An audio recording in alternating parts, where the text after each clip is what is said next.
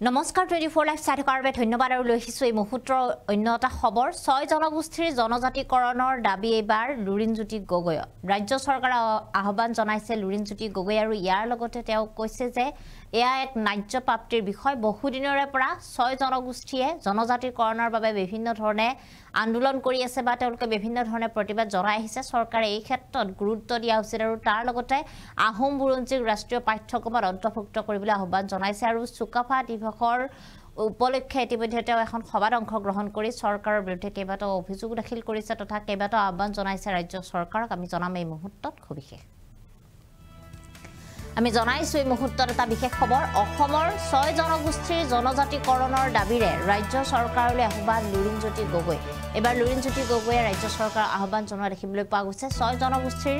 জনজাতিকৰণ তেওঁলোকৰ এক নিজা অধিকাৰ বুলি তেওঁ উল্লেখ কৰিছে এয়া এক ন্যায্য প্ৰাপ্তিৰ বিষয় বুলি উল্লেখ লুৰিণজ্যোতি গগৈ ইতিমধ্যে তেওঁ এই কথা উল্লেখ কৰিছে তেওঁলোকক শীঘ্ৰেই 6 জনগোষ্ঠীৰ জনজাতিকৰণ কৰিব লাগে বুলি কৈছে আৰু আহোম বুৰঞ্জী ৰাষ্ট্ৰীয় পাঠ্যক্ৰমত অন্তৰ্ভুক্ত কৰিবলৈ আহ্বান জনাইছে মৰাণত চুকাফা দিৱসৰ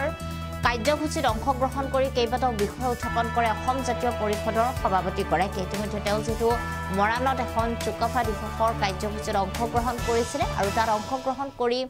অসমৰ কেইবাটাও বিষয় তেওঁ তাত উপস্থাপন কৰিছে কেইবাটাও বিষয় উত্থাপন কৰিছে আৰু তাৰ ভিতৰতে তেওঁ উল্লেখ কৰিছে যে যিকেইটা 6 জনগোষ্ঠী সেই 6 জনগোষ্ঠী মৰাণ মটককে আদি কৰি কোচ ৰাজবংশীকে আদি কৰি যি জনগোষ্ঠীয়ে বহু দিনৰে পৰা তেওঁলোকে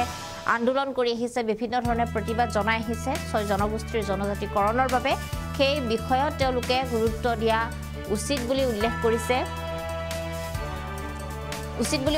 আৰু ইয়াৰ লগতে তেওঁ উল্লেখ কৰিছে যে এয়া এক ন্যায্য প্ৰাপ্তিৰ বিষয় আৰু শীঘ্ৰেই চৰকাৰে তেওঁলোকৰ জনজাতিকৰণ সেই জনজাতিকৰণ দিব লাগে বুলি উল্লেখ কৰিছে আৰু ইয়াৰ লগতে তেওঁ আহোম বুৰঞ্জী সন্দৰ্ভত কৈছে যাতে আহোম বুৰঞ্জী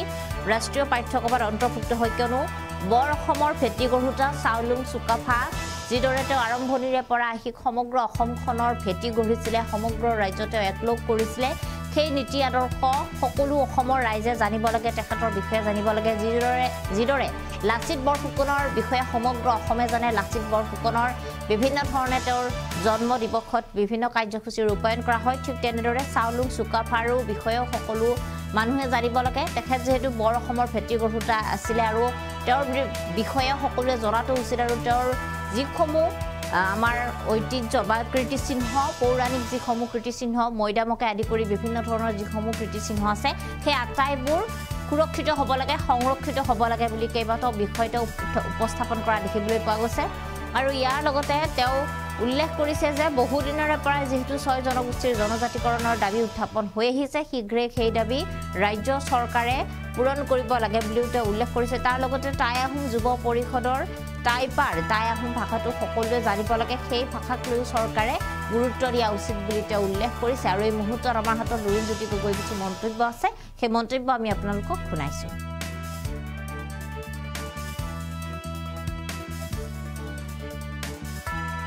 টা জনগোষ্ঠীৰ জনজাতিকৰণৰ দাবী উত্থাপন হৈ আহিছে আমি আগতেই কৈছো যে এইটো এটা পাব লগা বিষয় ন্যায্য প্ৰাপ্তিৰ বিষয় এইটোক লৈ ৰাজনীতি কৰিব নালাগে কোনো দলে ৰাজনীতি কৰিব নালাগে 6টা জনগোষ্ঠীক জনজাতিকৰণৰ যিটো তেওঁলোকৰ দাবী পূৰণ কৰিব লাগে জনজাতি স্বীকৃতি দিব লাগে আৰু যিসমূহ জনজাতি আছে তেওঁলোকেও যাতে ভয়ত থাকিব নালাগে তেওঁলোকৰ সংৰক্ষণ যাতে সুৰক্ষিত হৈ থাকে সংৰক্ষণৰ নীতি সলনি কৰি হলেও যাতে 6টা জনগোষ্ঠীক জনজাতিকৰণ দিয়ে তাৰ কাৰণে দাবী উত্থাপন কৰিছো আমাৰ বুৰঞ্জী সমগ্ৰ ভাৰতবৰ্ষৰ ভিতৰত শৃংখলিত বিজ্ঞানসন্মতভাৱে লিখা বুৰঞ্জী অসম বুৰঞ্জী আহোম বুৰঞ্জী গতিকে আহোম বুৰঞ্জী যাতে ৰাষ্ট্ৰীয় পাঠ্যক্ৰমত অন্তৰ্ভুক্ত হয় CBSE হওক ICSE হওক তেওঁলোকে যাতে আমাৰ বুৰঞ্জী পঢ়ে চুকাফা কোন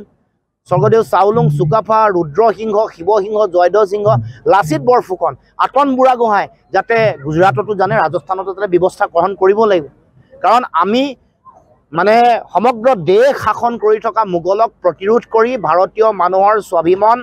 আৰু মৰ্যাদা ৰখা জাতিসত্তাটোৱে হ'ল অসমীয়া জাতিসত্তা আহোম ৰাজশাসন ব্যৱস্থা গতিকে এই বুৰঞ্জী সকলোৱে জানিব লাগিব যে ৰুদ্ৰসিংহয়ো দিল্লী আক্ৰমণ কৰিবলৈ ওলাইছিল মোগলৰ বিৰুদ্ধে যুদ্ধ কৰিবলৈ যাওঁতে গুৱাহাটীত নৰিয়া হোৱাৰ কাৰণেহে ৰ'ল তেওঁ যুদ্ধলৈ যাওঁতে যে বিভিন্ন ভাৰতবৰ্ষৰ হিন্দু শাসকসকলে তেওঁলোক সমৰ্থন ব্যক্ত কৰি পত্ৰ দিছিল সেইবোৰ যে আজিও লিপিবদ্ধ হৈ আছে তথ্য পাতি এইবোৰো ভাৰতৰ মানুহে গম পাব লাগিব আৰু যিমান কীৰ্তিচিহ্ন আছে সুৰক্ষিত হ'ব লাগে যিমান মৈদাম আছে সুৰক্ষিত হ'ব লাগে